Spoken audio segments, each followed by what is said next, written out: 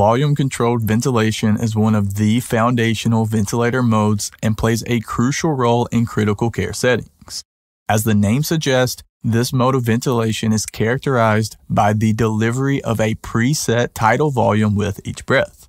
This means the ventilator is programmed to deliver a specific amount of air to the patient's lungs during the inspiratory phase, regardless of the pressure required to do so. This volume-targeted approach ensures consistent minute ventilation, which is essential for patients who are unable to breathe effectively on their own. In a volume-controlled mode, the respiratory therapist or clinician sets the tidal volume, respiratory rate, and inspiratory flow rate. Once these parameters are input, the ventilator takes control of the breath delivery, ensuring that the set tidal volume is achieved every time. This is especially important in patients who require strict control over ventilation parameters, where maintaining adequate ventilation and carbon dioxide elimination is crucial.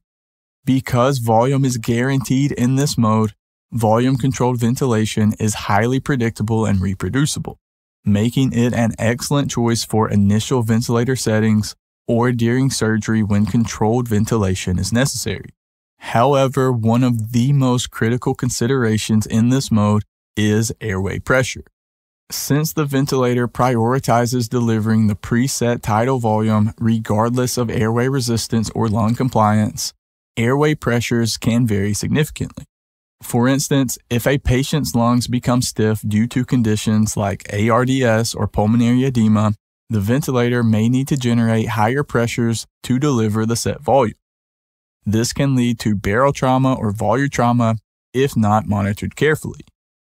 To manage these risks, clinicians typically monitor peak inspiratory pressure and plateau pressure closely during volume-controlled ventilation. Alarms are set to alert the care team when pressures exceed safe thresholds. Adjustments may need to be made to either reduce the tidal volume or switch to a pressure-controlled mode if high pressures become a concern. Additionally, patient ventilator synchrony must be carefully observed. If the patient attempts to initiate breaths or fight against the ventilator, this can result in discomfort, air trapping, or ineffective ventilation. Volume-controlled ventilation can be delivered in either assist control mode or synchronized intermittent mandatory ventilation, aka SIMV. In assist control, every breath, whether initiated by the patient or the ventilator, is delivered with the full preset tidal volume. This provides full support to the patient and is commonly used in patients with minimal or no spontaneous breathing effort. In SIMV, mandatory breaths are delivered at set intervals, but patients can breathe spontaneously between those breaths, often with the assistance of pressure support. SIMV with volume control can be helpful during weaning, as it allows for more patient effort while still ensuring a baseline level of ventilation. It's also important to understand that while volume-controlled ventilation ensures consistent delivery of tidal volume, it doesn't inherently adjust for changes in the patient's condition. If lung compliance decreases or airway resistance increases, the ventilator will continue trying to deliver the same volume, potentially resulting in dangerously high pressures.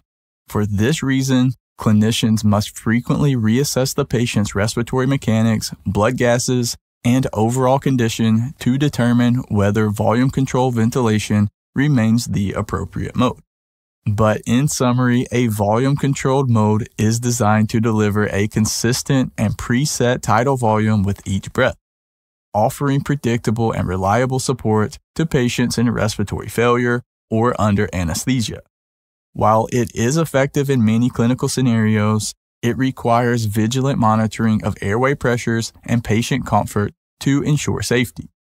Understanding the strengths and limitations of this mode is a vital skill for respiratory therapists and healthcare professionals managing patients on the ventilator. If you're struggling with mechanical ventilation, we have several resources that can help make the learning process easier for you. Just check out the links below in the description. And if you don't mind, please drop a like on this video and subscribe. I would greatly appreciate it. and there should be some other helpful videos popping up on your screen right about now that I think you will enjoy. And just a quick reminder, we are not doctors. This video is for informational purposes only. Have a nice day, and thanks for watching.